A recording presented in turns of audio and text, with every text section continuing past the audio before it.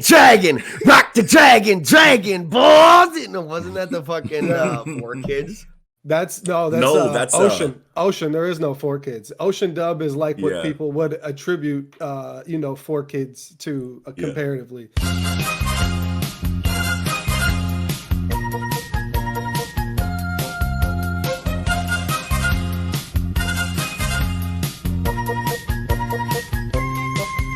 What's up, you guys, and welcome back to the Project Manga podcast. I'm Noxie. I'm Kiko. Eagle. Nickums. Back with Tangential tie-ins, and this is a pretty big topic tonight. We're looking at Dragon Ball as a whole. We're having a retrospective conversation that kind of like pays homage to, a pioneer that paved the way for a lot of the other shounen stories that we talk about on this show. And we have brought up Dragon Ball or Dragon Ball Z, just moments and characters on a lot of different episodes. How could you not? On a series like this, but we figured it was long overdue that we had, just one big episode paying, respects and appreciating, a pioneer story like Dragon Ball and Dragon Ball Z. GT, Super, the entire franchise as a whole is something that we kind of like want to hope that we fit everything into this episode and talk about, but this is one that we figured should have been here by now, and it's good that we have Nick here to finally do it, just because he's also a very big Dragon Ball fan. So I'm glad that it's all four of us anyway, and we did at least wait until now. But it seems like, why hasn't an episode like this been on the show so far? But before we get into it, of course, take a look at the link tree down below. That's going to be where you see all of our online communities, all of our individual social media accounts, our Discord, ways to support the podcast if you feel so inclined. And of course, other ways to consume the podcast on any of the audio-only platforms like Spotify and Apple Podcasts, what have you. Also, before we get into the conversation, we just hit 500 subs, and that's a pretty big milestone. So big thank you to everyone out there that's been following the series from the beginning, or the people who just showed up. Adding to that subscriber milestone, this is a pretty big deal. We're gonna have a 500 sub appreciation live stream here in the next week, where we talk about best OSTs as what's been voted on the Twitter poll that we put out a couple days ago. So that one's going to be really fun too, but we have a lot in store for the future of Project Manga. We can't wait to talk about it on that live stream. But getting into the topic at hand, Dragon Ball, baby. This is where it all started for a lot of us. Where should we start? Dragon Ball, Dragon Ball Z? I feel like we kind of have to start with Dragon Ball Z, just because like that's, I would assume for all of us, where the first Dragon Ball, that the first Dragon Ball we ever consumed. Yeah, absolutely. Yeah. Mm-hmm. And I feel like we've talked about it on the show before, at least me and Kiko have, about how, when we found, Dragon Ball Z on like Toonami and we fell in love with it, we were like, this shit is super tight. And we realized like the farther that we got into it, it seems like there's something missing here. Like there was something before this that we don't have. Yeah. You know what I mean? And then you find out that there's an original Dragon Ball from like the early 80s, that tells an entire... Piccolo and Goku beefing over this Raditz? Like Raditz is here, but they don't like each other. How? Where? When was that? Where did that happen? It always seemed very abrupt, the start, where, Raditz is like, what's going on? Yeah. Here's we turn this shit up. All like, where was the backstory for anybody? Right. And they don't give you any kind of backstory because it exists in, in just a in little Z, bit of, you don't get much because it already exists in original Dragon Ball. Yeah. Yeah. Wow. Oh yeah, dude. So, I mean, who wants to go first as far as where, like, I can kind of pretty much vividly remember when I started watching Dragon Ball. Me too. Dragon Ball Z. Take it away. So, I mean, okay, fine, yeah. I was in 7th grade. I was 12 years old when it was on Toonami. And I remember going to school and nobody really knew about it other than Asian kids. Only the Asian kids they were drawing it. I was like, man, this shit is tight. Isn't this the shit I think I saw on the Cartoon Channel the other day that there's, really arms getting cut off? Isn't it that one? They're like, hell yeah, that's that shit, and like, then I just, boom, jumped into the group, started learning, and then, man, it was probably, maybe 6 months after I just started watching Ocean Dub, the first, that we got on Toonami. Yeah. And these kids, man, already had Super Saiyan Dragon. I'm like, why you got gold hair Goku? Like, what the hell is this all I don't about? know what that is yet. How do you guys got all this? You know, like, I was always like, I always felt like I was really lost with Dragon Ball Z, but I knew it was super tight because I was like, I feel like there's stuff beforehand. The kids I know at school are talking about this shit like way in the future that we'll never get, you know, Right. like, because back then I thought we would never get it because like Right. they used to go from Raditz to where Goku touches down on Namek and he like one-shots Raccoon and then he's about to fight Jason Burner and it stops right there and recycles. And it goes. again. I was gonna say that I remember seeing the Raditz arc so many times and Vegeta and Nappa so many times. Like, And feel like, like and for so many me, like times. I didn't like grasp the concept of like because this is like my first like real like anime experience, I want to say. Yep. So like I didn't really grasp the concept of like, you know, one overarching plot continuing like linearly, you know, throughout like a season or throughout, you know, whatever. I'm coming out of like regular American cartoons where it's like one episode, one and done. You know what I mean? Like you can jump into a season. You know, like you can see an episode and then you don't need context from before or after in most circumstances. So like I'm sitting here seeing these episodes out of order on Toonami and just being like, okay, I know this is tight, but I don't really know what's going on. You know what I mean? Like I like what's going on? Like I don't know how to piece the, you know, the puzzle together. And yeah, man, fucking Toonami really set the stage for like my entire, you know, appreciation and love for anime. You know, and then once you find out that Dragon Ball is there beforehand. And like, was it a while before Toonami got like the OG Dragon Ball too? Like it was just doing Dragon Ball Z for a while, and then they added it later, didn't they? Yeah. So the story is that before Toonami ever had Dragon Ball or Dragon Ball Z, it was on Fox Kids, and they had both of them. They had Dragon Ball actually came out first and was dubbed first. So Funimation owned the property, I believe, and hired Ocean to do the dub for them. Didn't have, I don't think they had their voice acting squad back then because this is like 95.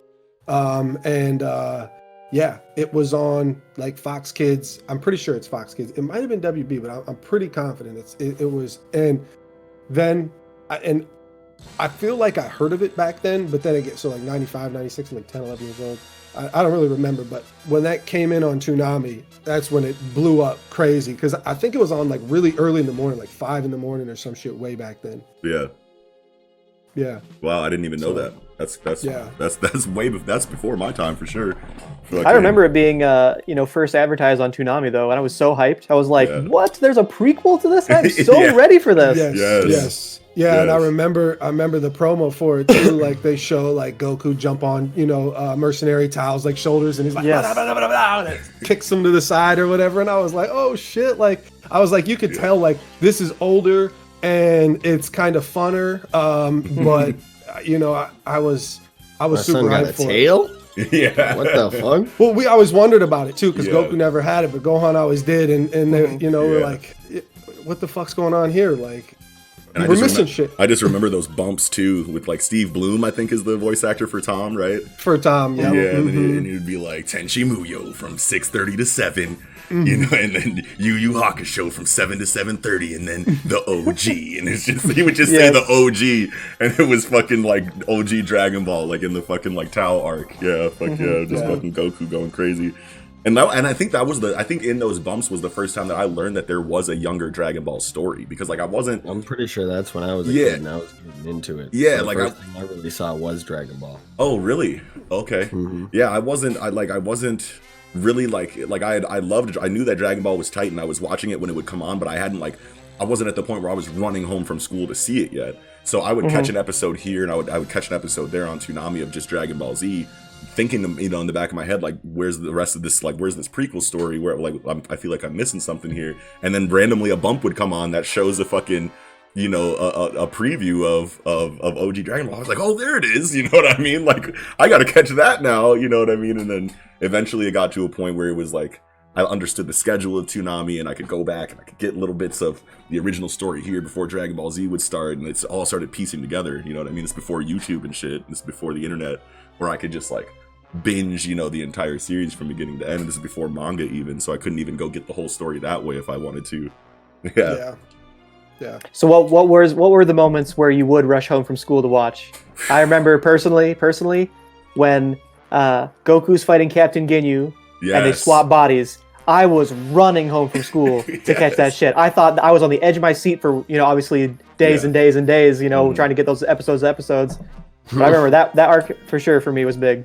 Hell yeah, dude! Fucking probably the most significant moment for me, that I have a very vivid memory of rushing home to school for, or rushing home, from school for, was Buu Saga Goku going Super Saiyan 3 for the first time because. And I'm talking. Yes, bro. Wow. Everything about that was so massive, and that's like one of like the biggest moments inside of Dragon Ball Z for me because one, I feel like that transformation specifically came out of like nowhere. Like there was no prior dialogue about it. There was no like like when you go Super Saiyan 1, like that's a myth that's been like kind of like amped up, like from X amount, I don't remember exactly where in the story they first, brought up what a Super Saiyan was all the way up until the actual moment, but it's been constantly referenced, throughout the series leading up to that. And then Super Saiyan 2, even there's like some dialogue, about it, from Vegeta, I think, like, and Trunks even maybe too, like going, leading up to Super Saiyan 2's transformation. And then pretty much every moment in Dragon Ball Z that are the most hype had some kind of prior dialogue leading up to it, but Super Saiyan 3 was out of nowhere, bro. Like I had no idea he was going to do that, and especially coming out of the Majin, Vegeta, and Goku fight, he didn't even like he had that in his back pocket and didn't use it against Vegeta. So it's like I really didn't think that was gonna fucking happen.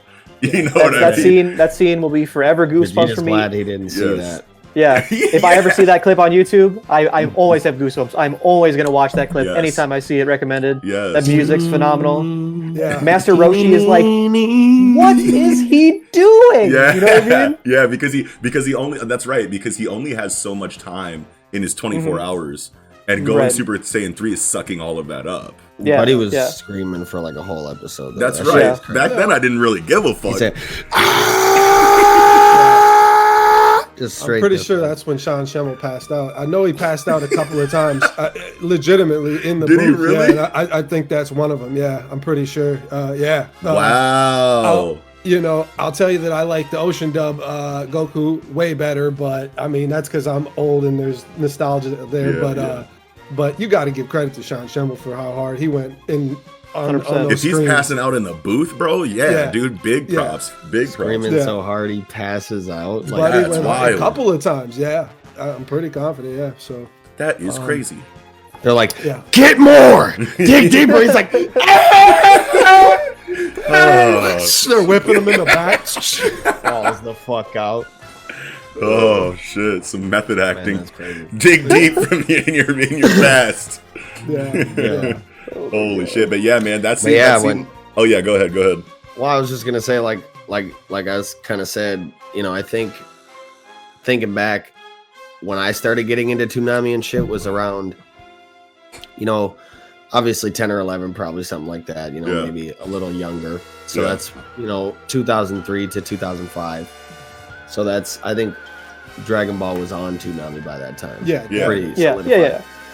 So that's really what I got first, which looking back, I was thankful for because dude. Hell yeah. I like Dragon Ball a lot more. But I also like Dragon Ball. Me too. So do I. I think the moment when I knew I was like, I was fucking with this shit was when Krillin and Goku, they come and meet at the Kami house, their kids, right? Yeah. And like it's one of the first trials he gives them with the rock. Yeah. When he's like, all right, go find this shit. And he's like, boo! And just fucking launches that shit. I'm like, oh, this shit is nasty. I'm like, buddy, just tossed that shit. Oh. That's funny because threw it over the horizon. Well, a similar one right in that, part of Dragon Ball where after they're training with the turtle shells, he tells them to take the turtle shells off and just jump. Let's just see you jump. And way up into the fucking clouds. They go like, hell yeah. The milk delivery. Yes. And the turtle shells and the swimming in the river with the sharks or whatever. Yes. I loved that whole training arc. Best training arc. Goku just pushes a mountain down the pushing those big boulders. Pushing. It was a mountain. It was legit. It was pretty big. Yeah. Well, shit, dude. Going back into like favorite moments inside of Dragon Ball too. Like, man, like when Krillin pulls up for the first time, bro. With the magazines, he had pulls up to the Kami house. He's like, I heard about you. I know how to deal with your old ass. He's like, here's some porno mags, bro, and he's throwing the porn magazines in Roshi's All face. right, you in, bud. But it's funny because like there's like 7 different like lady porn mags, and then the last one's a dude porn mag, and Roshi's like, oh. And Krill's like, hey, I'm just making sure Yeah, I don't know what I you have all the options here, buddy. You know? Dragon Ball had some top tier comedy too. Oh like, my it's God, just like, bro. wild how much comedy, like how Launch? top tier comedy. The launch launch comedy was legendary too, man. Like she had them so shook, like she would like when she first sneezed, and then like, and yeah, and to the point where she would start yawning, and they'd be like, hey, what's going on here? Yeah, you guys remember Turtle Hermit training uniforms? It was just lingerie, so they could get launched. They all had to train in the lingerie. Yeah, dude. Yes. Yeah. That's fucking hilarious. And then it got like the sneezing got so bad to where like someone else would sneeze, and the whole fucking room would get like stiff. It's like it's not even the one that'll shoot you. Yeah. Damn. Yeah. And then fucking there was one scene, bro. There is one scene where fucking like Krillin, like they're all eating dinner, and then Krillin takes the pepper and just starts dousing his food with it. It's like, what are you doing, bro? You're sitting right next to Launch. She sneezes and blows the whole fucking house down. Like, what are you doing? The animation was always tight too for it, because it's like the bullets would actually be like stuck in them where they're shooting. They're all getting hit in like 4 different spots, and they're like, like taking it. All 3 of them are getting, just hit with bullets. Yeah, it's like those are real bullets, right? They're not. So they're not getting penetrated. Strength feats in the beginning of the series. Bulma shoots Goku. First episode, right dead in the face, and she's like, "What? You're not dead?" And he's like, "Hell no, my fucking skin is strong as steel. Like that shit ain't, crazy monster and little fairy who jumped out of monster, So I mean, I love Dragon Ball, and it's crazy too, because like for us who went through Dragon Ball Z first, and the stakes in Dragon Ball Z, especially early Dragon Ball Z, are pretty high, right? And especially for us, the people that have never seen this before, like we've never seen stakes in anything animated like this in our life, right? There's never been tension like that in anything we've ever seen. And even though you go through the story and then you learn about the Dragon Balls, and okay, so no main character is ever going to be off the map for too long, right? So we all know that. We watch Dragon Ball Z, then we go and watch Dragon Ball, and like, so right about at Tao, there's so much like tension and stakes at that time, and I was so hyped to watch all that, and I was at the end of my seat, and it's like I've already got some anime under my belt too at this time, so it's not like this is something I've never seen before, right? And that's just how amazing the Dragon Ball is, because like, so from after that, the second tournament, the whole second tournament, all the way through fucking King Piccolo, all the way till the end, is the most like tense I've ever been for Dragon Ball in my life. Yeah. I was always so, I mean, everything was a big deal. It really was. Everything was so massive, And even though, you got the Dragon Balls on the map, shit was just different. And even though you knew people were coming back to life, like right when Tao shows up and fucking Bora tries to fucking jab him with the fucking spear, and fucking Tao catches it, and then he's holding it with just his finger in his, and Bora can't pull it out, swollest dude ever, can't pull it, can't even move it, and he just picks Bora up, throws Bora off the fucking spear, throws the spear in him, and kills him, and you're like, yes, damn, you're like, yo, holy shit, and his like son is like, what's his son's name? Upa's running. He's running like, Dad, no, he's crying, and he's running towards him, as he's falling out of the sky dead. Like, you're like, or like Mercenary Tao, like taking a tree and like throwing the tree and then jumping on the tree and then riding that shit. Like, it was what he did. It was they were in like some kind of building or something like that. It was Red Ribbon Army. It was the Red Ribbon Army base, I think. And it was a pillar. It was a pillar. Oh, it was a pillar. Yeah, pillar. He's like, I'll get there in like 30 minutes. Don't even worry about it, bro. And he jumps up and like taps the top of the pillar and then lands on his feet and like barely like kicks the bottom of the pillar and then takes the whole fucking pillar off. Yeah. Well, and he uses a tree too. He actually does ride on a tree too. Yeah. Well, because after in that fight, Goku hits him with the Kamehameha, burns his clothes away, and that's when he uses it to go to the tailor and get a new suit made, and flies back and needs a tree to fly back, and then he's using trees at that point. Yeah. But that shit is I mean, the Taylor is my favorite part in Dragon Ball. I'm just honestly, it really is. Yeah, because especially at that time, because like I never had a villain that was legitimately that scary to me. Dude, right? Like what a crazy like aura that Tao like brought And it's to like the I story. saw like Yu Yu Hakusho, even though I wasn't like the Dark Tournament yet. Even still, I mean, I saw other anime around this time, and nobody was as scary to Tao to me. Like, so when dude makes his fucking, you know, I got 3 days to make my fucking shirt or my whole gear, and then fucking dude's like, no, I need 7. Tao's like, nah, buddy, you got 3, and then comes back after 3 days. Buddy's like, okay.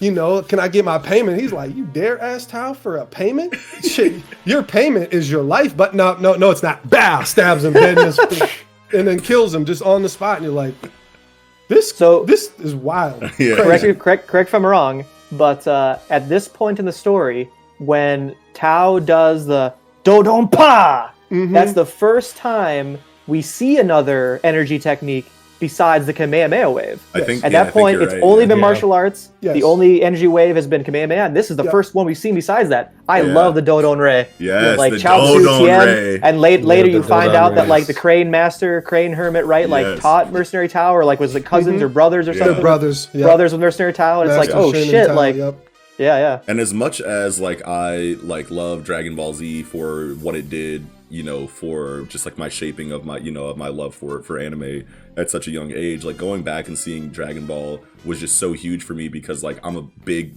martial arts like kung fu movie buff, you know what I mean? So like seeing that, like seeing that everything was like predicated on martial arts and like techniques and like style, you know, back then was just massive for my overall understanding of the series because when you come into Dragon Ball Z, you can see that there's martial arts like shit like involved, but like it's way more on like the energy, you know, side of things inside of Dragon Ball Z, and like or the punching where it's like you know what I mean, like the blur, the choreography was always just like a blur, and you know it's cool to see. No, but there was good choreography that you got to see. Great example of that: Goku versus Grandfather Gohan. Oh yeah, that fight is one of the best fights in all of Dragon Ball series. It is. Hell and it's like pure martial arts. I mean, there's the Kamehameha wave, but they're like doing like all types of shit. And so like sick. the animation like styles that were used like back in like the early 80s, it's crazy to see like, you know, like anime. It's crazy to see choreography that I appreciate more on a hand-to-hand level back then in like the early 80s compared to like in like the late 90s, early 2000s inside of Dragon Ball Z, because like you would actually see like you know, like in Dragon Ball Z they would just be like ta, you know, like it would just be like stiff blocks, but like in OG Dragon Ball they're like actually doing like Chinese like fluid like movement, you know, like motions and like movements and shit that like actually looked like things that they'd like trained to do and just weren't like OP strong and could do because they're that strong, like what you see in like Dragon Ball Z. It was a martial arts story and not a Superman story. Yeah, exactly. Thank you for saying that. I was trying to find the words for it. It is definitely a martial arts story, whereas like Dragon Ball Z became more of like a Superman story. Even though there's still martial arts, but it's just not, you know, it's not the same. It's in the background. It's not the prominent thing. Another thing I like about Dragon Ball Original, like Dragon Ball Z, and in the future, obviously after that, it's very like space oriented. You know, you're going to other planets. There's aliens, obviously, but Dragon Ball Original, very grounded. But there was still a huge diversity in locations. Goku goes into like hell or like the demon world or whatever. You know what I mean? All these places going after the Red Ribbon Army and how they're taking over the whole world, and you're going to all these locations in the globe, like snowy areas, you know, jungles, Muscle Tower, Muscle Tower. Like it was so diverse, but on one planet, it just felt like you know. Well, and that's why I highly recommend playing DBZ Kakarot. You know, like because you really get everything from Dragon Ball and Dragon Ball Z on Earth. Like flying around Earth is great in that game. Like, but yeah, that's Dragon Ball was so immersive. You felt like you always kind of knew where you were going. Like there was maps kind of a couple of times, like they showed that the World Martial Arts tournaments on that island way to the south, and like they and like Korin Tower is like way in the west, but like it wasn't like a firm map most of the time, but you still felt like, you know, you were going to these places, you were experiencing these places, you know, whereas Dragon Ball Z, it's like, okay, we need to fight. Let's just go find this big ass vacant fucking, right. You know, we're gonna go fight in the Grand Canyon. Every time there's Grand Canyon like 20 miles right next to us. Dragon Ball Z, you have like there's East City, there's West City, canyons. Like there's just these like big cities. There's like the 4 or whatever. That's all you care about really of all, or Satin City or whatever, you know, like. There's not much, you know, to the locations necessarily on Earth for sure. Yeah, and they stopped paying like more, like so much attention to, you know, the tournament aspect of, and I understand that you're moving into a completely different kind of storytelling inside of Z, you know, where it's just like major threats that, you know, the whole world has to worry about. But that's just one thing that I missed, and we got a tournament, I think, inside of Z. I think we got one big tournament at the end of Z, right? Yeah, in the Buu Saga, Yeah, but I mean, like. Oh, and at the very, very end with Oob, so actually there's 2 technically. Yeah, and like the one in the Buu Saga was more so just like, well, no, that was a tried and true tournament until Vegeta. Well, it didn't get to finish. Yeah, until Vegeta started wilding out, I think, right? Yeah. And I mean, the really the main event of that tournament is Trunks versus Goten. Yeah, like that's right. The junior division. Yeah, like that's pretty much the main event of that fight because that shit was was so sick, bro. So good. They're like registering for that tournament, and they're like going to the punching machine. And it's going like. Boop. Yeah. And Vegeta just crushes it. Bow. Yeah. Vegeta just I don't hold back. It's like, I'm not doing this. Yeah, we ain't doing that. Fuck soft shit. So should we do like favorite characters? Sure. Who's you guys' favorite character? Tien was my favorite character for a long time. I would say Tien is still like really high up for me. Hell yeah. I just thought it was cool that like just in the whole franchise. Yeah, in general. I mean, like I thought it was cool that like he's a human but powerful. Yeah. The 3 eyes thing I thought was cool. The tri-beam, you know, that like took his own energy and used it, hurt himself. Yeah. Chaozu I thought was cool. I like the buddy with Chaozu. Tien was the last human that remained.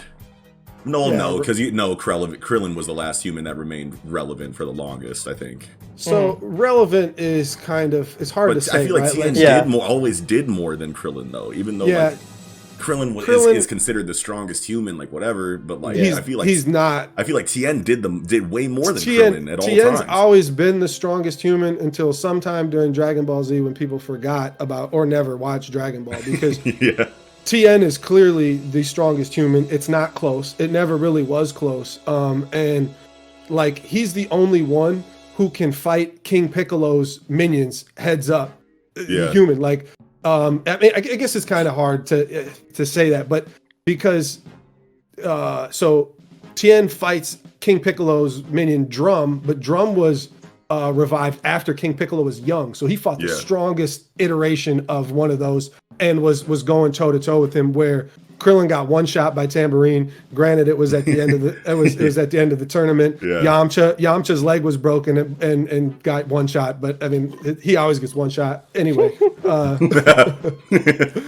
But yeah, like Tien is definitely the strongest human and was always my favorite too. And one more thing about him, the most important thing that I should have really said the whole time is that he has so much good character development within Dragon Ball. Yeah, dude. Like I'm a killer, like Tao. You know, like he did. He was a murderer. He killed a bunch of people. He looked up to General this the Tao. Motherfucker that I aspired to be. Yeah. Looked up to Mercenary Tao. You know, and Roshi, his fight. You know, the whole time Roshi's like, this ain't who you are. Like I can sense deep inside you. Like I can tell by your fighting. You're honorable. You're noble. Like and Tien's struggling with it. And when Roshi forfeits the match against Tien to say, I trust you, you know, like you're a good man. You'll do the right thing. And walks out the stage. You know, they're like, Tien, it fucked his mind up because he's like this is not how my teacher Shen. Well, and he's like, that's not how Shen treated me. That's not how Tao treated me. This guy is showing me like how to live by example, how to, you know, just a much more positive way of life. And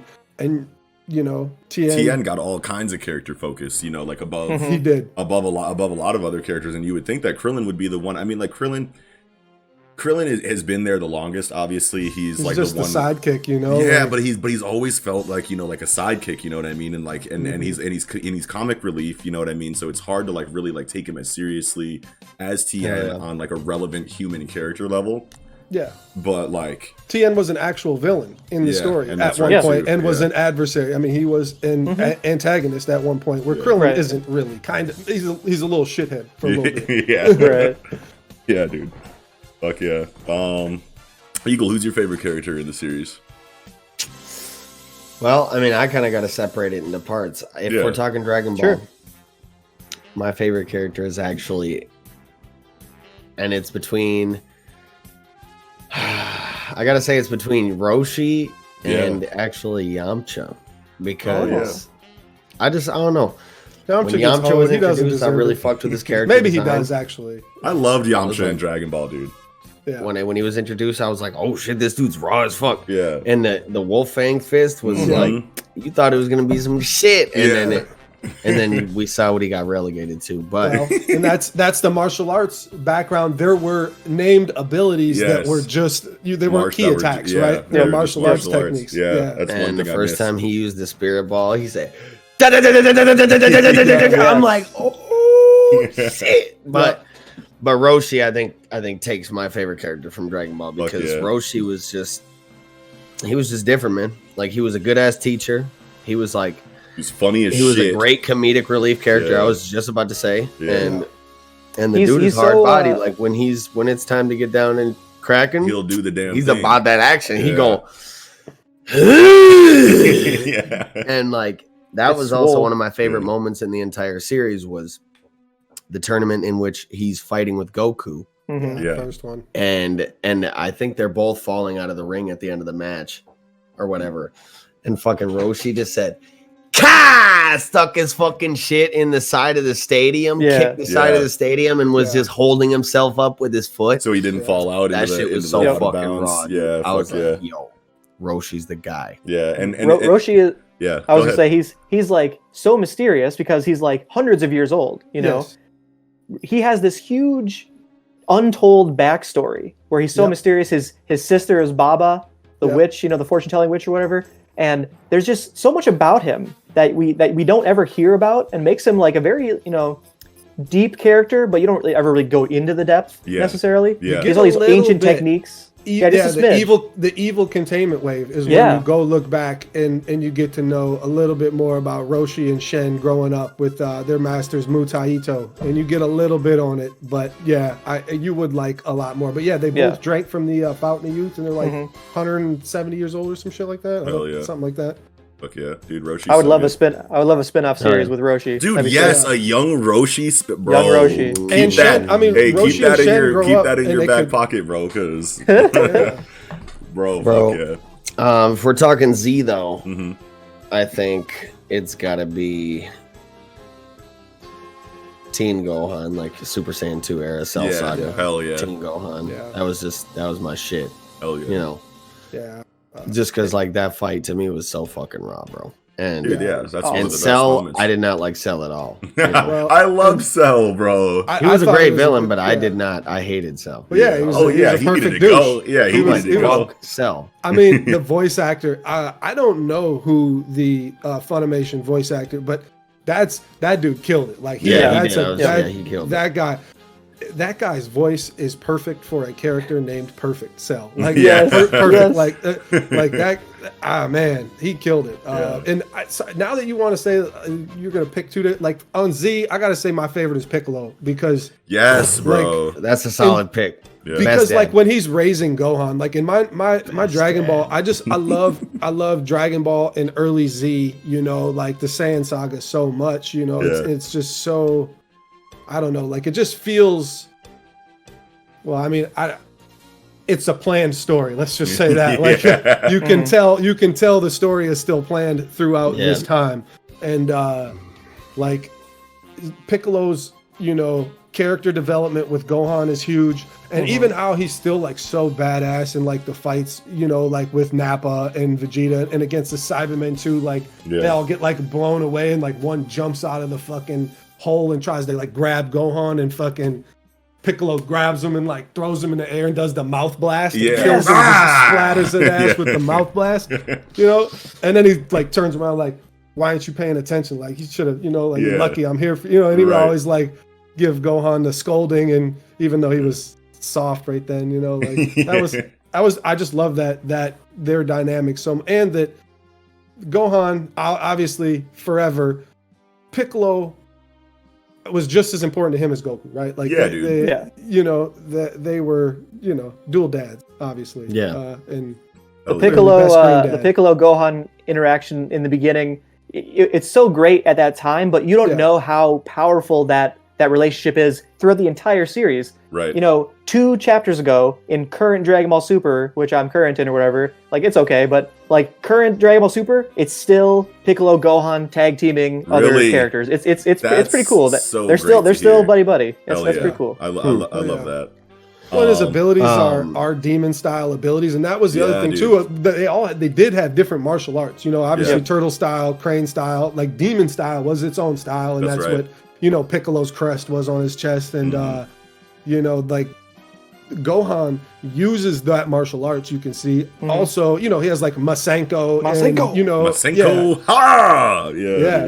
He's got that Piccolo was attacks. one of my favorite energy waves. Yes, bro, that's one of the hypest moments for Gohan, dude, because you're like, it's finally him like starting to like come into his own, where he's like not just like a little kid that needs to be saved all the time. And I mean, I'm pretty sure even like when he started really using Ma.N.G.A, like even in the Namek saga, when they pulled the potential out of him.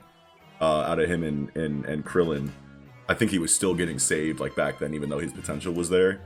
I can't remember exactly, like what was going on there, but that was like a really big moment for him there too. And I'm sitting here going like, this Ma.N.G.A shit is gonna be different now, buddy. So I was super hyped there. But just like the fact that he had his own move like that was or so when fucking Piccolo, he has this like Namekian ability to like click on people clothing or whatever. It's like a Kami ability or whatever. Whenever he gives Gohan like his gear, like his white shoulder pads and like the handkerchief and the purple jumpsuit or whatever, it's always like, oh fuck like wearing the gear. And he gives him Goku's suit too, and puts his demon crest on it too. When he's training, when he gives Gohan the sword, when he has to live for 6 months in the wilderness. Still got the ponytail. Yep. Well, that's when he has the purple jumpsuit, right? Like it's designed. He gets purple after his training to go fight the Nameks. That's right. Oh yeah. But when he has the sword and he's getting chased by dinosaurs and shit, he's got the Goku gi on with the demon crest on it. Yeah. Yep. Yeah, dude. Fuck that's sick. And I mean, now that Nick brought up Super, I guess I just got to say my favorite character from Super would have to be Whis. Whis? Yeah, fuck yeah. I love him. In what I've he's seen, always Super, clowning on everybody, and I love his fucking character. In what I've seen of Super, Whis was always gravitated towards his character. GT is got to go to. Well, actually, it's a close tie for me between Oob, Omega Shenron, and Baby Vegeta Stage 2, when he just like.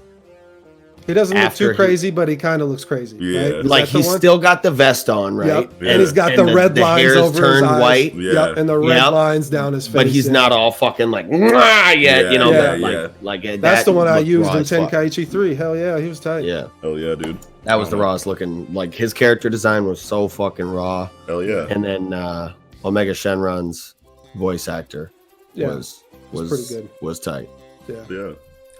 I don't know. My favorite character, I feel like, has always been Bulma.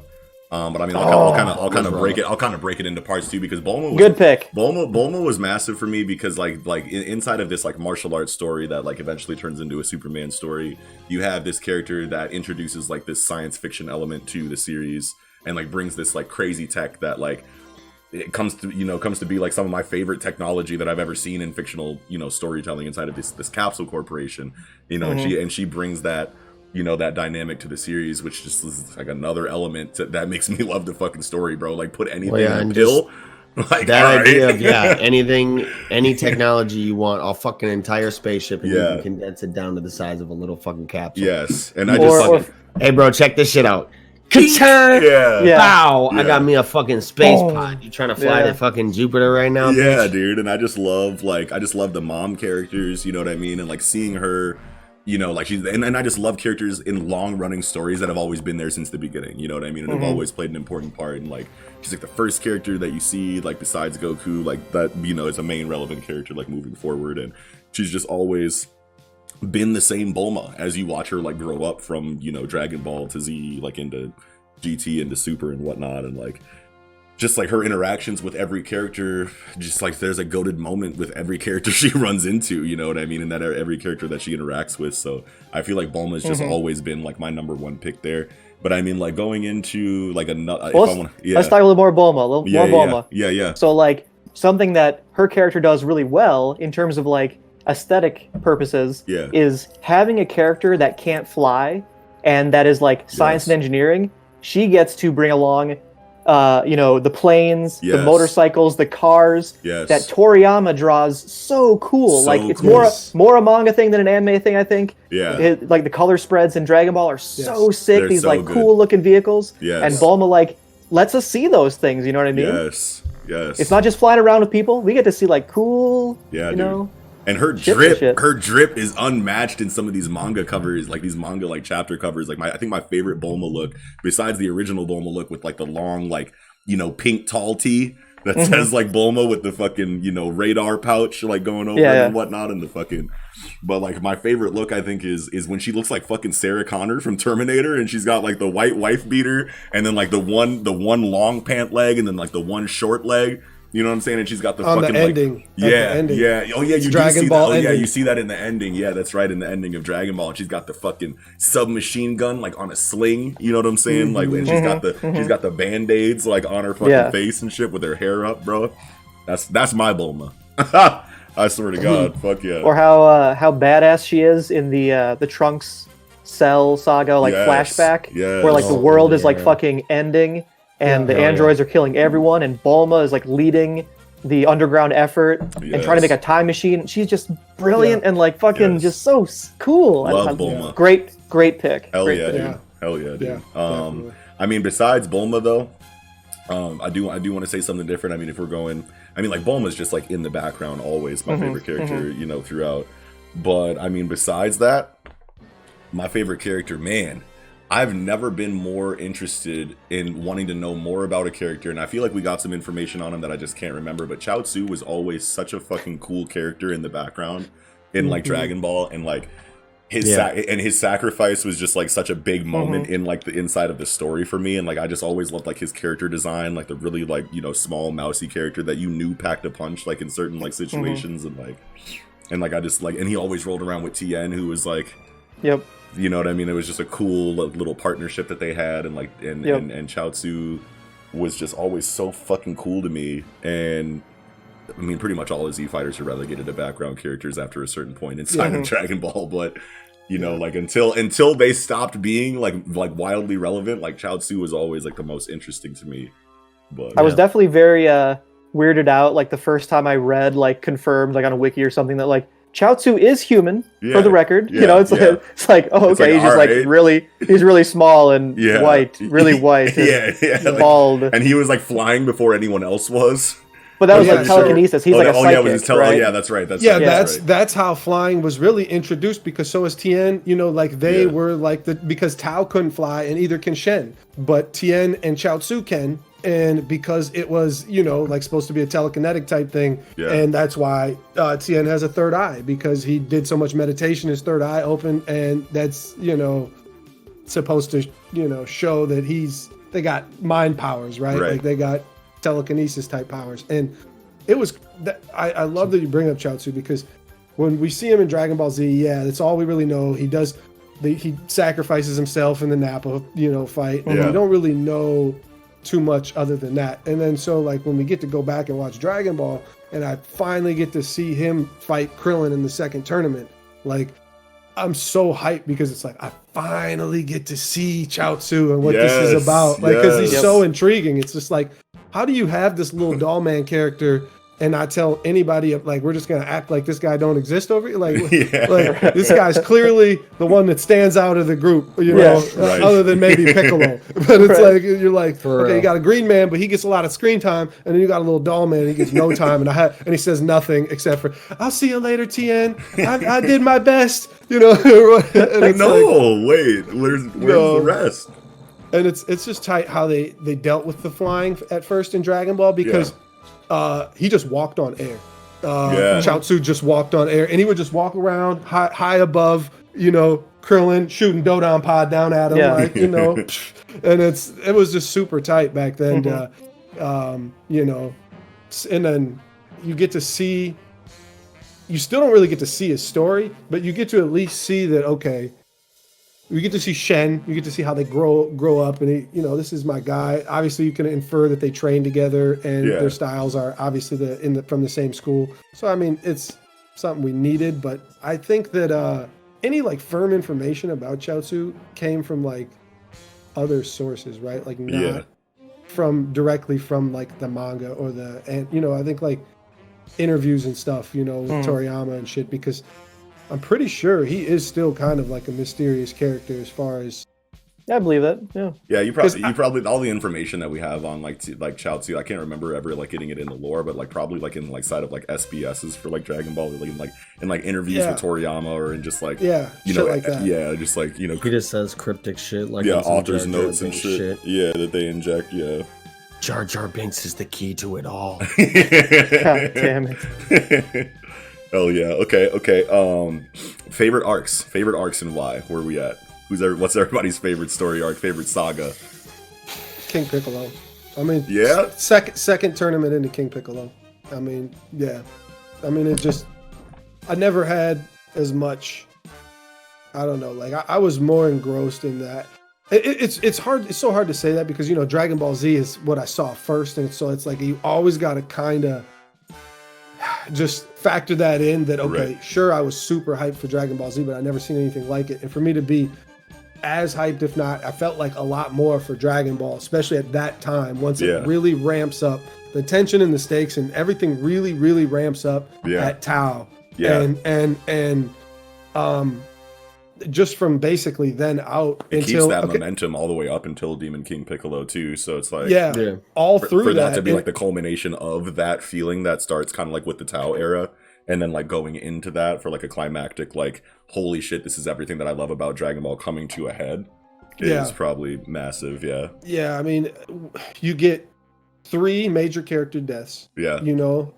And you get Roshi standing his ground in front of King Piccolo like, I'm not going to fight you because I can't. I know you'll kill me. Yeah. I'm here to do whatever, and I'm not scared. I'm not going to back away. I'm not going to do shit, and he keeps like shooting like beams at him and they like graze his face, but he don't even flinch, Roshi had like some hard body, really hard body moment. And all that dialogue with Tien.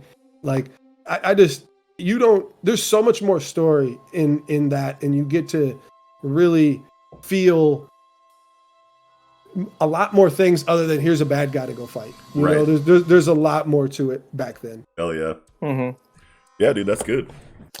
All right, for me, I suppose it's fair if we break it up in between series or whatever. Sure, yeah. Dragon Ball Original, the training arc. I love the fucking let's get up at 4 a.m, deliver milk and wear turtle shells, and I just like I was always like so obsessed with the idea as a kid of like, could you do this? Could you wear a really heavy thing and like just and just get stronger? Like it made like some like basic sense to me as a child or whatever. Definitely. You see that in so many fictional stories. Like you see that in Dragon especially Ball. Kung Fu like stories and shit. Yeah, you see it in like Samurai Jack. You see it in fucking like Naruto, obviously. You know what I mean? And like it all kind of like comes from Dragon Ball. But like that's definitely one thing where I'm like, man, let me just tie a big ass boulder to my back and run around the fucking block a couple times, and I can jump to the fucking moon.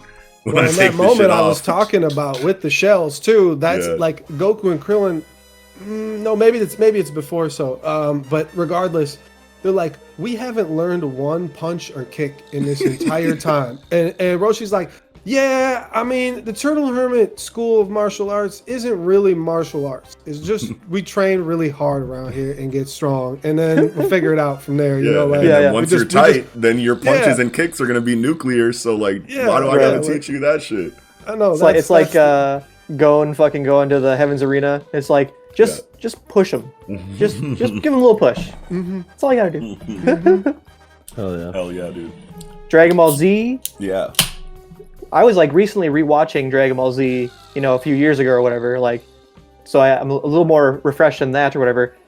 I was incredibly impressed with how suspenseful the Android saga is. Oh yeah, like leading up to the Cell saga. There's like news reporters and helicopters being like, everyone's fucking dead. Like everyone in this town is dead. And it's like shit, dude. Yeah, like they're really killing the life people. out of everybody. That one. Yeah. That yeah, was Cell fucking going scary, around and it was like a fucking like Sucking horror the life movie out of everybody. element, you know what I mean, Yeah. to it. You Yeah. know, that was new to the series. Yeah, it was like a body horror, you know, like horror, like villain element where he was going around and like getting everybody like sucked up and becoming this like perfect monster. And like the more people he sucked up, the more intense it was for the final fight, it was leading to.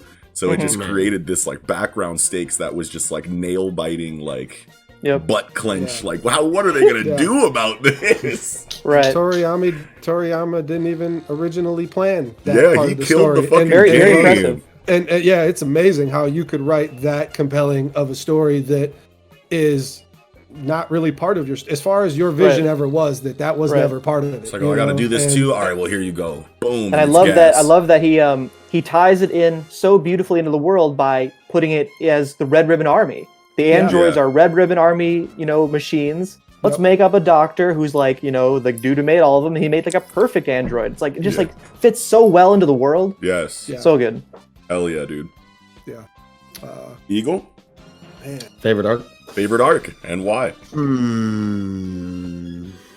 From Dragon Ball, I mean, it's got to be that tournament arc where Gohan and not Gohan, what the fuck? Where Goku and Roshi Gohan, you sure? Wait a minute. Let's That look fight, at the man. timeline here. That fight is just so raw, man. Yeah, Jackie It's Chun. like- Jackie yeah, Chun. Jackie Chun, bro. Yeah.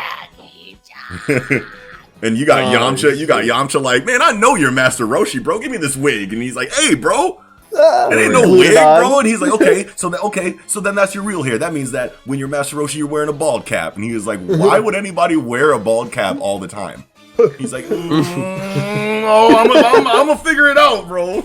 Well, and he had Nam dressed like Roshi in the stand. So he's like, look, no, Roshi's right over there in the stand. And they're like, He's like, all right. This motherfucker's here. I love that. Now that you bring up Nam, I'm glad you did. But I love that moment, like towards the end of the tournament, Nam is like eliminated, and he's like so bummed because he was in the tournament to get money to buy water for his village. Yeah. And Roshi's like, here you go, dude. Like, here's a capsule, has a big fucking water tank in it. Did you know here water is free? Just go get some, dude. And he was like so grateful. I just remember like that moment being like very powerful. That. Hell yeah. Yeah. So if we're talking about Z, I think it's got to be the Namek saga for me. The Namek, and like specifically the beginning part of the Namek saga where Goku is still on the way. Yeah, that there was and so you're much just tension getting right flashes of him When is in Goku the gonna fucking show up? in the gym, bro. Dude, I remember how vividly hyped I was. Like every time we go back to this man in the gym, I'm like, let's fucking go. I'm like, yo, You start doing how much push-ups too. longer? You're like, where is I'm he? like, the squad is getting decimated, bro. And like when the ship touched down, They played the music. You're like, bro, I'm like, he did it. He made it. Probably the Gohan best didn't die. Goku arrival. Yep. and then he fucked Raccoon's ass up, dude. I remember Well, he's how like hype I fucking. was, bro. He's like, y'all did good. I'm here I'm now. here now. Don't even And he trip. just whoops Raccoon's ass, and I just So jumped good. in like, let's go! Yes. One shots him. Yeah. So good. Hell yeah, dude! Made Raccoon look like a dumb little fucking. Hell yeah. Hell yeah. GT. I mean, it's all kind of one thing, right? Oh my but God. like, Yeah, no, we're not, it's got to be the part of the baby fight where it's the whole Super Saiyan 4 shit is happening. Yeah, where that's Goku's going berserk and. the I only mean, part that Omega matters. Shenron. I mean, Omega Shenron is Super Saiyan 4 as well, and that's hype. And then actually, Super 17 I thought was pretty tight too. I mean, Super I guess 17, yeah, for and fighting. Gogeta, Super Saiyan 5 or whatever, Super Saiyan 4 Gogeta. Yeah, that's against Omega Shenron. Yeah, That's Yep. Omega Shenron, yeah. Yeah, That was all hype, but I mean, who cares? Anyway.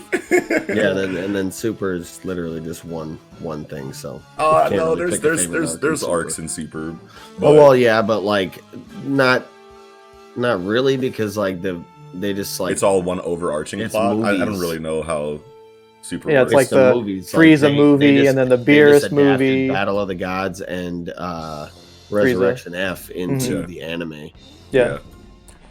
I don't know. Me myself, my favorite arc is just always going to be Boo Saga. I mean, like and I love, you know, like I love a lot of other arcs too. Like Saiyan Saga would probably be what I would say, you know, other than the Boo Saga, but just because of like the whole that's Saiyan Saga is Vegeta Nappa, and then Vegeta versus Goku's first time. Yeah. So Raditz all the way Raditz through. was Raditz all the way through that. That's all Saiyan that's all Saga. Saiyan Saga. Yeah, That's right. Yep. And I just wanted to make sure that I covered that base there. But yeah, so Boo Saga though, I feel like because you had the Saiyan Saga and you had Raditz come, and then you had, you know, Vegeta and Nappa come, and then everyone has to train, you know, to get ready for, you know, Vegeta and Nappa. Yeah. Then, you know, in the Cell Saga, you have Cell, you know, going through his like horror, you know, like body horror, you know, like monster, like into like the situation, and then you have Trunks coming back and warning everybody, and then everyone getting ready for the androids. And like that was like the last, you know, like arc. Cell Saga was like the last arc that was like, you know, remnants of, you know, the Dragon Ball that I like fell in love with originally inside of that Saiyan Saga. But then like the Boo Saga was the like progression of Boo. Yeah, was... the progression of Boo was crazy, and like it just felt like, man, it's hard to kind of like put it into words, but like it was just one that like just kind of like felt separated from the rest of, you know, from it was an entirely newly created enemy, you know, like this Bibbidi, this Bobbidi, this magic, this evil Majin magic or whatever. So it's like it was definitely well done to like introduce this completely new like villain, and then like just like here they are, they're here to destroy the planet or whatever, or unlock Majin Buu or whatever. And I had all these questions. I had all these questions inside of. Oh, sorry. Go ahead, Kiko. I was just saying they had a different power level too. You remember that? Like the thing that they drained from people. Like it was like, oh damn, is there going to be like I really thought like we could rehash power levels and just give us a new scale and start over. Like it would make sense, you know? But that didn't really happen. But it just like I had like these questions, like, you know, like coming out of the Buu Saga, you know, because Bobbidi was like, we need motherfuckers to fight and box so that energy could like, you know, like rise up and like create Boo, you know what I mean? And like finish Boo basically. And so he creates Majin Vegeta. Majin Vegeta wants to go challenge Goku so that they can have a rip roaring, you know, hand-to-hand combat fight that, you know, brings, you know, Boo into his like mode. And Goku's got Super Saiyan 3 in his back pocket the whole time, but then fights fucking Vegeta for like a whole day to get, you know, the energy to bring Boo out when he could have just went Super Saiyan 3 and stepped on his ass, and then there's no Boo. It's just the like Saiyan conundrum. The whole story is Saiyans will not do anything but fight evenly, and that's it. And it's just the whole story is that over and over again. But and that's the point that I was going to make, is that like I had these questions once Goku went Super Saiyan 3, which is one of my favorite moments in the entire series, legendary moment, favorite transformation in the series. But then like once he does that, I instantly think back to his fight with Majin Vegeta, and I'm like, why didn't he just do this and one shot Vegeta, and then we wouldn't have Boo? And then it makes sense because of the Saiyan, you know, pride and the Saiyan, you know, like, you know, thing. So I'm like, okay, this is so. If nothing else, he subconsciously was like, I'm trying to fight this Boo. Yes, right. Yeah. You know what I mean? And that's cool. And that's cool, but like, and going back into the Saiyan conundrum thing that Kiko was talking about, I'm remembering now that when they're in the tournament still, and Majin Vegeta is challenging Goku, and they know of Babbidi's plot to, you know, have them fight and bring, you know, Majin Buu out, and Supreme Kai is like, I'm not gonna let you fight Vegeta because Boo's gonna come if you do. And Goku's like, well, then I'm gonna fucking kill you then, or whatever. I don't remember exactly what it was. He gets in the way. He put up the energy ball. He was like, he gets in the way, and he's like, blank. he gets in the way, and he's like, dude, you guys are gonna fucking destroy the planet if you fight. Like Boo's gonna come, and then what are you gonna fucking do? I'm not letting you do it. If you want Vegeta, you gotta go through me. And Goku's like, well, and then what's the fucking hand in front of him? Basically, I tell Supreme Kai like, you have no power over us. Like you're weak. Like, and we're doing this. It's got whether Gohan you like it or not. Shook like, is that my dad right now? Like my dad wouldn't fucking do this. You know what I mean? You know, and it creates all of this like conflict inside of my mind of like my understanding of these characters up until this point, because you have Vegeta acting out of, you know, like this is still Vegeta, like this is what like Saiyan Saga Vegeta would do, but he's had so much character development going up until his, you know, up to this point, and now he's being controlled and being reverted back to, you know, like what I remember him from his time like as a real villain. So that's fucking cool.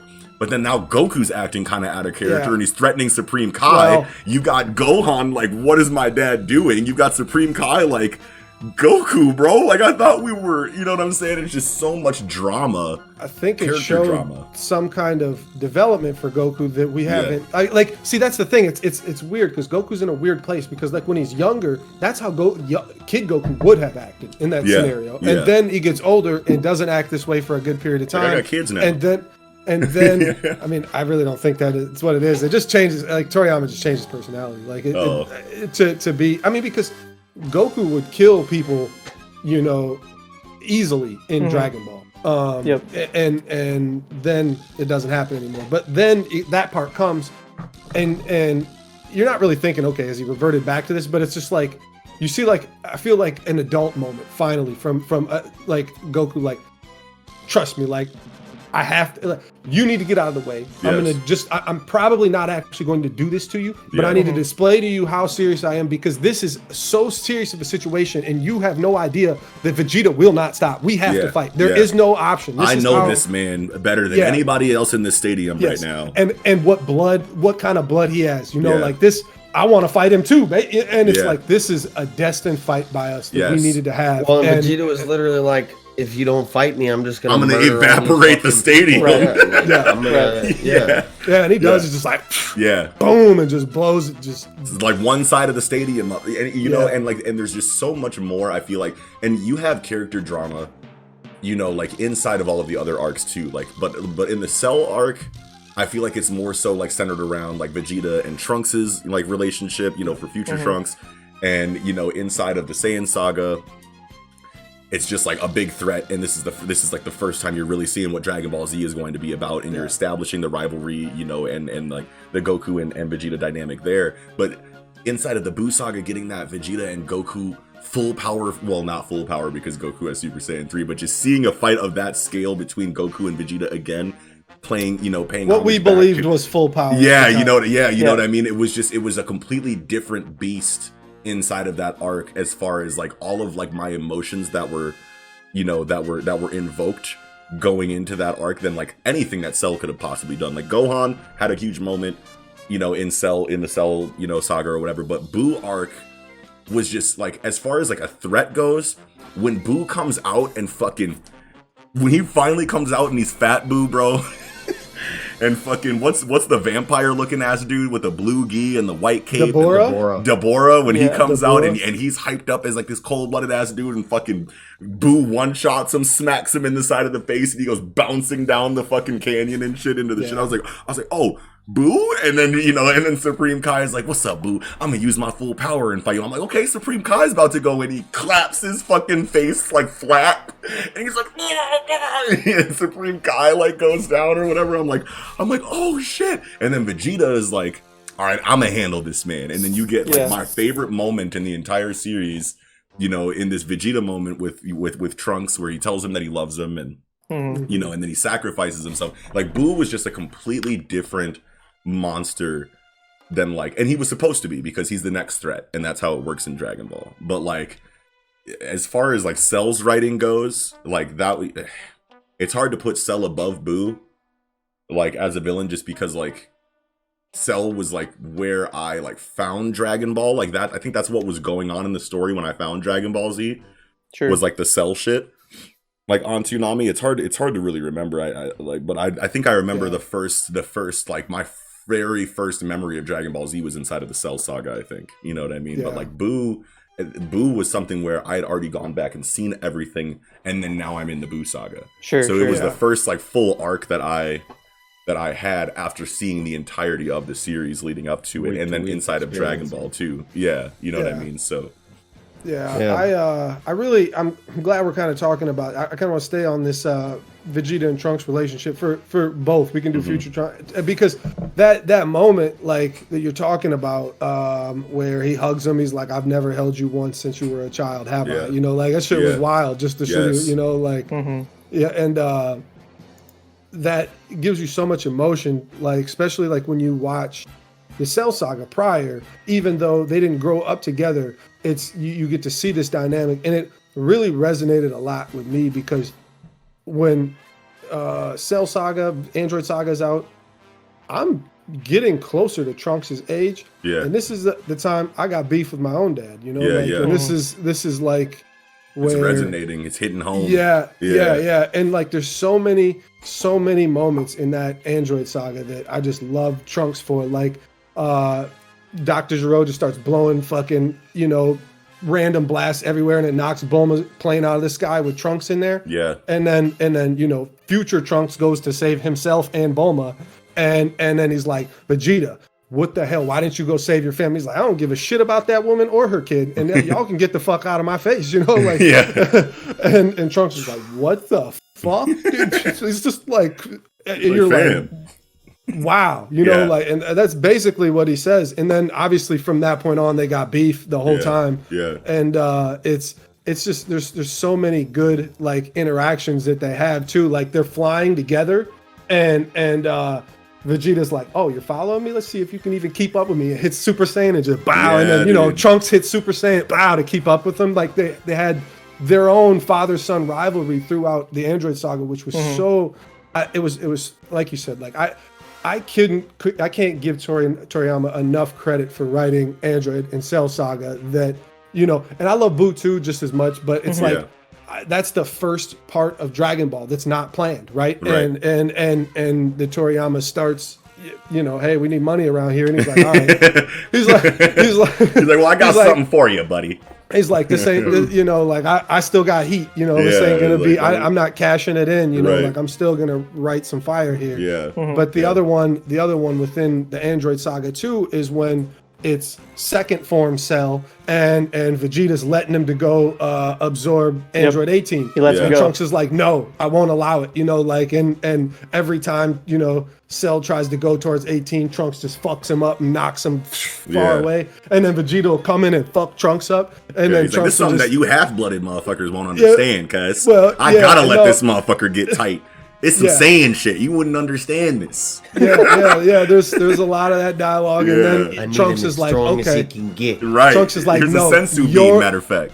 Well, and then Trunks like, you're the one that doesn't understand. Like, you haven't seen what I've seen. You're not where I'm from. Like, you don't know what the fuck you're talking about. And do it again, I fucking dare you, like, because I'll fuck you up next. And he says basically right to Vegeta's face. Yeah. And then Vegeta's like, nah, you're too soft. You don't never do that to your dad, because they already know they're father and son at this point. And he's like, you never do that to your dad. And like, oh, Trunks is like, bet, and just starts powering the Finish Buster up, and it's small, and it's boom. Boom, gets big as fuck and just buries Vegeta into the fucking ocean. Hell yeah. I was like, man, I cheered, I clapped, and cheered. Let's go.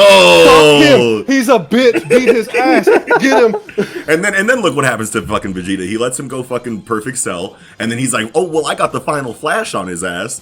Hits him with the fucking final flash and takes like half of him off. He's sitting there laughing.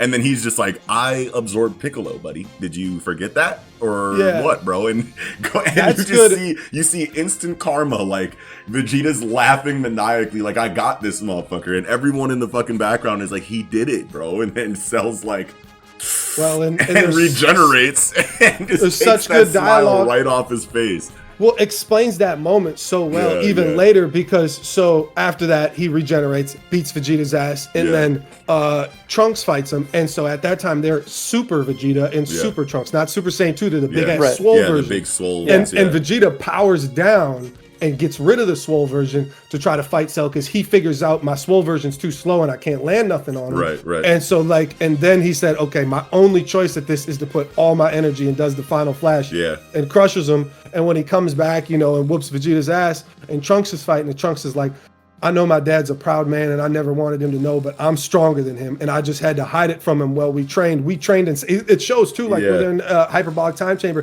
they're not training with each other. They're separately training by themselves, because Vegeta doesn't, do rock that way, And so like, it's so good that when Trunks is like, I'm stronger than him, and Cell's like, no, you're not. Like, you just don't even realize you're a naive kid. Like, he powered down because this swole form can't fight me. And sure, Cell was like, I've been humoring you, and I've been trying to fight you in a battle of strength, which we're about even in. But now let me fight how I can just wreck you real quick, and then just beats his ass. And it's like, that's just such good explanation of that whole situation. Toriyama's, he beasted.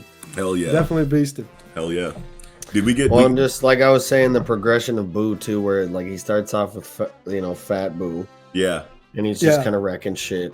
and he's already Taking scary orders. enough as Fat Boo, bro. Yeah. Survives the whooping then- from Super Saiyan 3 Goku. Yeah, And then then they that's get- his they get- weakest? Oh, Yeah, bruh. and then they get Bobbity out of there, starts living with Hercule. Yeah. He starts living with Hercule, and then the evil one comes out, And then they yeah, both because fight he each starts other. kind of getting, he Yeah. like gains a degree of humanity and like starts Yep, 'cause of the struggling with, dog. like, his That emotional dog. complex Yeah, and yeah, shit. yeah. Oh, I love that. And, I love that. And then the evil Boo gets ejected, and then the evil Boo absorbs Fat Boo. he turns his ass into chocolate and absorbs the Fat Boo, Yep. Yep. becomes Super Boo, and Which- Super Boo was the rawest motherfucker. Super Boo out, was bro. a When he problem, was, like, bro. Can when I he was just tell you the fucking moment? absorbing people, you're like, Oh. man, And you're It's like, like this, the you're best like, this, moment. you're like, this is Came Cell back and you're again, like- but it's not. No, You know, yeah. You're like, It's- Gohan's got him, fam. Like Hold on, Gohan's wait. coming back from the got training it. with the Yeah, guys. yeah. Kiko wanted to interject. I'll real tell quick. you. I'll tell you. So at this point in this story, when they're all training, Trunks and Goten are training on Kami's lookout to do fusion dance and to be Gotenks. Yeah. Everybody believes that Gohan's dead because he got blasted by a Boo like ball, and he got blasted until his power level was nothing, and then Supreme Kai took him to other worlds so he can learn the sword shit. He had the sword Against the Kachin block. Yep, the Kachin block, and Yeah. so when they're all on Kami's lookout, and Super Boo flies up there. They plead with them to give him an hour to get Trunks ready, Trunks and Gotenks ready, and so they're sitting there waiting, and he's just sitting there looking at the hourglass, just sitting there staring, like just watching the fucking Doesn't he like grains of fall sand asleep, like sitting up or something like that, like waiting for No, him so- or whatever? Oh yeah, that's maybe weird. towards the end, but the part I'm talking about, like at that point, Chi-Chi just jumps down and runs up on him and is like, "How dare you kill my son? What the hell's wrong with you? You think you could just do whatever you want?" Just like smacks the shit out of him right in his face. Yeah. And he just like turns and looks at her and says, "Hey, do you like eggs?" And she said, "What?"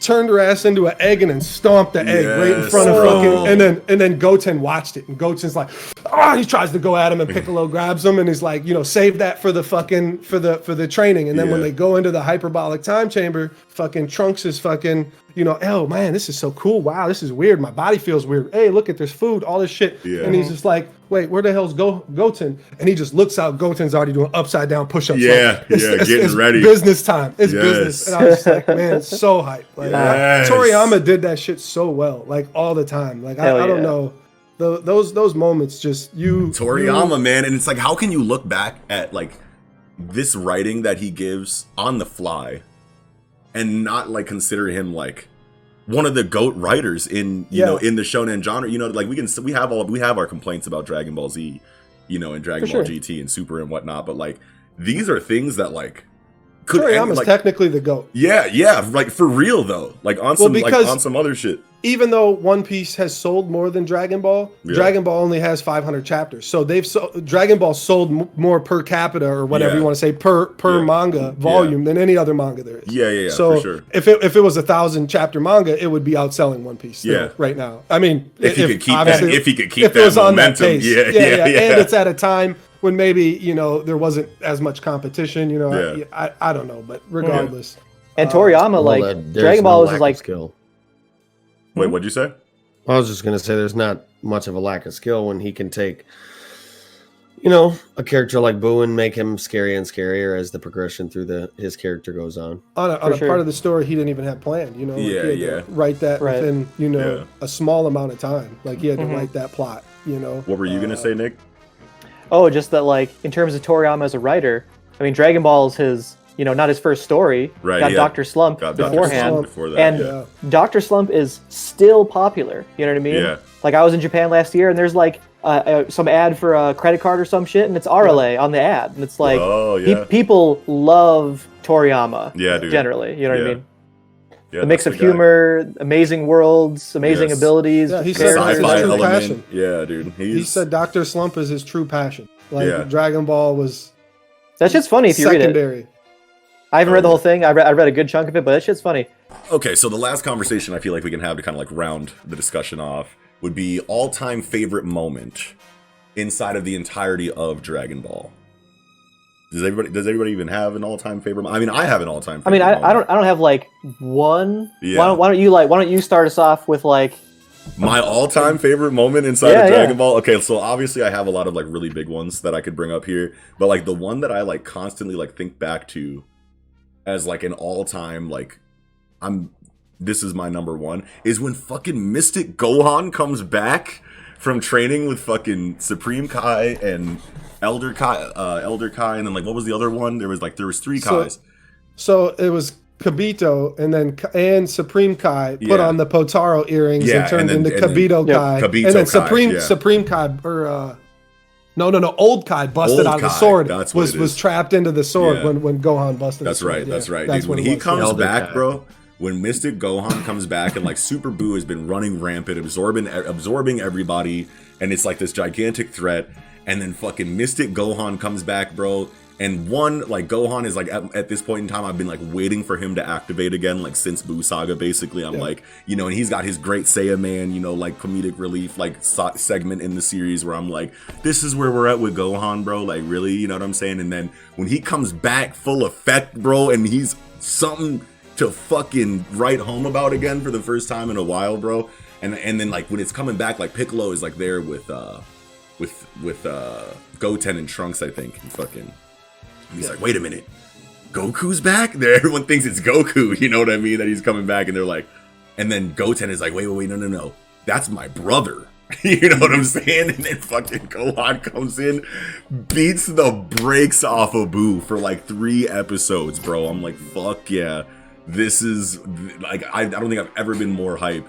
Goku coming back for the androids, like, or coming back for like the Namek saga, like Goku's like return has always hit like really hard whenever he like shows up after everyone gets whooped. But like Gohan coming back was just such a different moment that I didn't think I was ever going to get.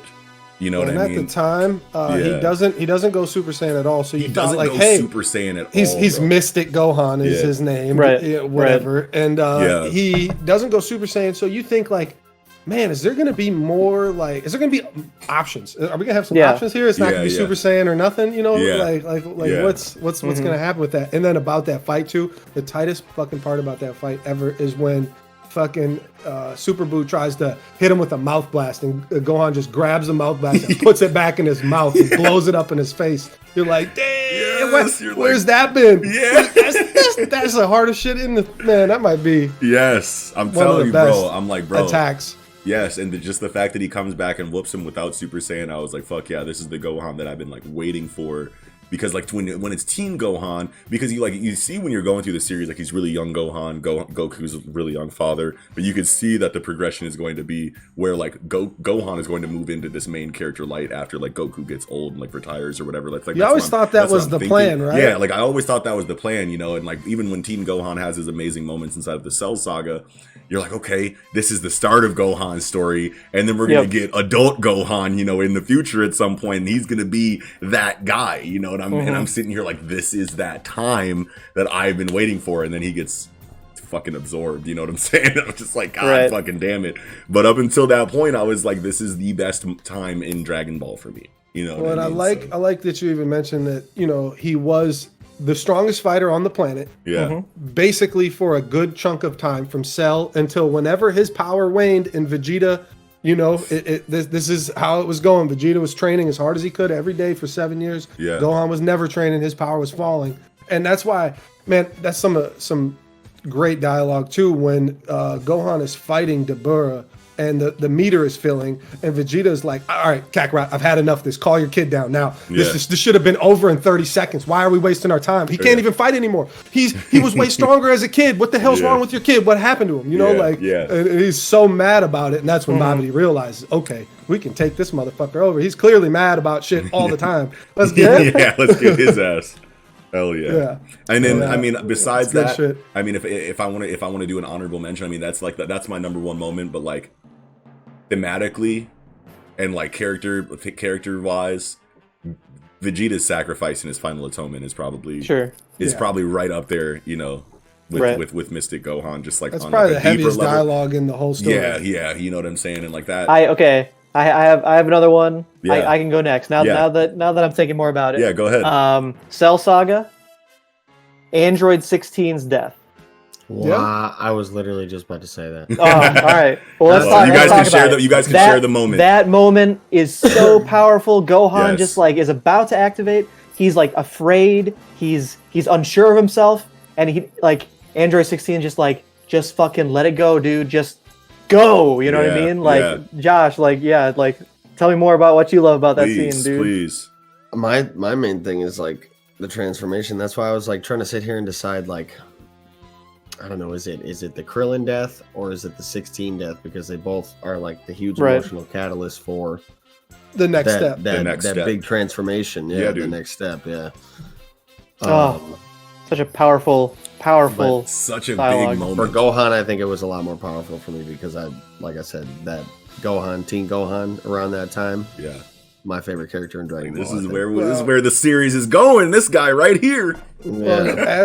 it adds a huge layer because like so you have Gero who is human and obviously he has human like attributes, but all the other androids, I mean Cell seems human, right? Like he's the closest, but like 17 and 18 are clearly like killing robots. Yeah. You know, even 19, you know, and then 16 is out and he never wants to fight and like he's just chilling with birds are falling on him. He's just, you know, butterflies all the time, you know, and you're like, man, this android is, you know, far more human than you would expect from these machines, especially because like Vegeta's always called like machines, trash, you know, that kind of shit, you know, like, and that's just kind of how you framed your mind around them. And then you get 16 that gives you, you know, basically, and that's how Gohan viewed him too, is basically he's not any different than any other human. You just stomped out this life form's head right in front of me, and I'm not having it. You know? Right. So Yeah, dude. that was good. I really like that. Hell yeah, man. Pico, you got a favorite all-time moment? Number one? Hell no. There's so many. There's so fucking Choose many. one. No. right now. Man, it's so hard to pick. Can you do Like, like a pseudo number one with like an honorable mention, like one that you I'll top two? I'll go here. Yeah. Go ahead. When Vegito came back, right? Oh yeah. That was in When the they got Super the Buu saga Patara- as well. Yeah. When they put the Batara earrings When they on, put the earrings? Patara Yeah. earrings on, because as soon as that fusion concept got introduced, The no going they never back did the fusion. they never did the fusion ha They never did the fusion dance until the thing. Janemba movie, yeah, Yeah. right? Isn't And that was canon. non-canon. Yeah. So as soon as the concept of fusion got introduced, I'm like, man, like Goku and Vegeta gotta do it, fam. Yeah. But then at the same time, It's you're the like, no going back they, factor, like- no, right. Yeah. they never would, as Yeah. long as Yeah. they like. And they were Unless talking they about it, were right? forced They into were a like, position I where am they not didn't doing do this. that. Yeah. And then Goku hits Vegeta like, look, bro, wake the fuck up, man. This dude's gonna destroy the whole planet. You're gonna let him destroy the whole planet just because you don't want to fuse, bro? And Vegeta's like, all right, give me the damn earring, bro. Yeah. And when they come back as Vegito, you're like, Yeah. oh Yeah. shit, they fucking did it to him. Yeah. And they were on that fucking Mystic Gohan. They were scraping his ass for a Without good Super bit. Saiyan, and then they go Super Saiyan eventually. And then I don't remember who we get the dialogue from, but they're like, no, man. Like, the fusion is already, like, doing whatever, but then, like, a fusion inside, like, a Super Saiyan transformation inside of a fusion is just tearing, like, wearing down, like, on their energy, you know, supply, like, so much more than, like, an individual Super Saiyan ascension, you know what I mean? Or whatever he was saying. I don't remember who was saying it. Maybe it was Old Kai. Yeah, I think it was one of the Kais. Yeah. But yeah, man, just that dialogue with Goku, like, bro, they killed Chi-Chi. He's killed fucking Bulma. He's killed all of our kids, bro. Everyone is inside of him, fam. Like, we have to do this, bro. Like, put that Saiyan pride aside and just fight with me, bro. And then he's like, all right, give me the earring. And he throws the earring at him, and he's trying to put the earring on while Boo's like readying like the world shattering blast or whatever. And Goku's like, by the way, we can't undo this. And he's like, bro, What the fuck? what the fuck? Like, I'm trying to put the earring on, and you tell me that, like, as I'm putting the earring, it was such a heavy moment. Somehow we found a way to put comedy in there. Yeah. And Goku's just like, yeah, we're gonna do it, bro. We're gonna do it. And like while an earth-shattering energy blast is coming at him, and they're having this comedic like moment where I like love that. Vegeta's pissed and Goku's like Yeah. hype, like, and then when they're flying into each other, Vegeta's like, I don't like this, and Goku's I was like, gonna yeah. I was gonna talk about the animation's so funny on that fusion because they literally pow and smash together into one person. You know, it's fucking hilarious. Dude. God, man, that's so good. Hell yeah, and I always love that concept too of like the Patara versus the fusion Ha, where you know, just the differing personalities. You know, the fusion Ha. It was like it was Goku's personality over Vegeta's like fighting style. Yeah. And then, or was it the other way around? Yeah, because Vegito was like more Vegeta's Vegeta like than crass, Goku. like yeah. And then but Gogeta, he was still playful in his more fighting like, style, like Goku. Yeah. Whereas Gogeta's like, you know, talking that good shit like Goku, but then he's serious as fuck when he fights. Yeah.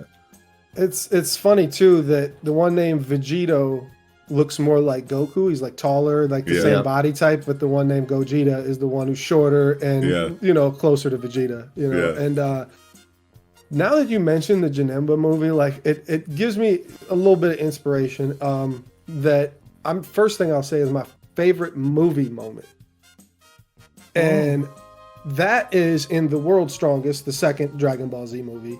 Where Roshi gets to fight. I finally, my first time ever seeing Roshi fight, and he fights the fucking, you know, like android blob guys or whatever.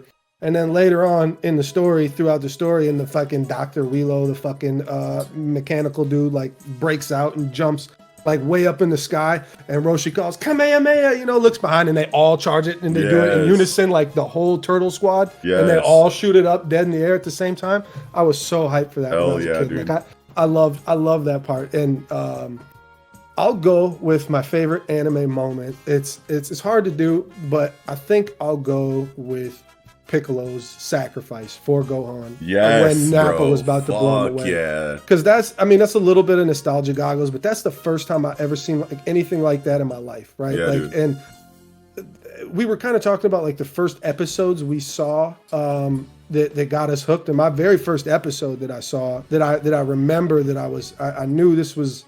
I'm watching this for good is Piccolo and like where Piccolo and Krillin both do multiform to fight Nappa is my very first, and they both they try to do the attack, and they're like, all right, Gohan, blast him, and Gohan doesn't blast him, and so they're like kind of just hanging in air, like, and they're like, Piccolo's like, fuck, you know, like, what are we gonna do? He's like, Krillin, you got the multiform technique? He's like, hell yeah, I got that shit. It was like, all right, we're going to both do it, you know? And so, like, I saw that, and then not long after, you see Piccolo sacrifice himself for Gohan. And it's like, within those, like, 6 episodes from that part, I got, like, so much, like, I got just enough character, like, development and, like, background to really feel that. That's a good spot to start. Yeah, because you see that Piccolo was training Gohan. It's like, hey, they got the same clothes on, you know, like he's scolding him. You can piece a lot of the context clues together. He's scolding him for not being, you know, brave in battle. He's not fighting. You know, they set up this whole battle, this whole plan that they had that revolved around Gohan blasting Nappa, and he doesn't do it because he's scared and runs away and hides.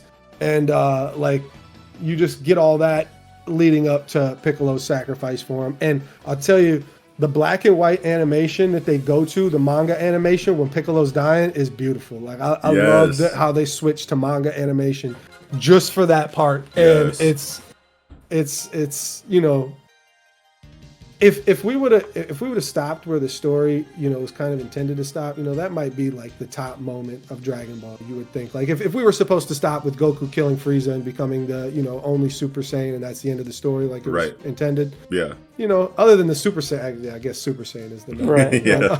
But that though, at that point, that was huge for me. So big to see, dude. You know, and you know, just I'm from a world with a lot of diversity too, so like I picked up on like green man saving white kid, you know, and I assume he was white kid, you know, because you didn't know better back then.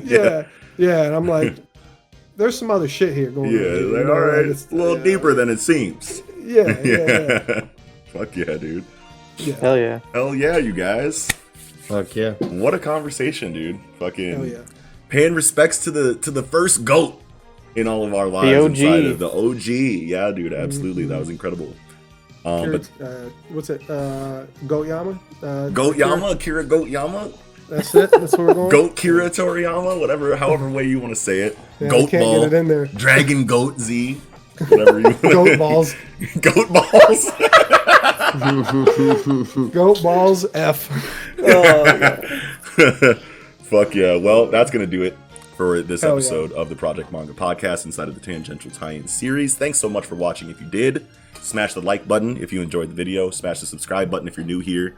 And turn on the notification, especially since we're going to have a live stream in the next week where we take a look at best anime OSTs.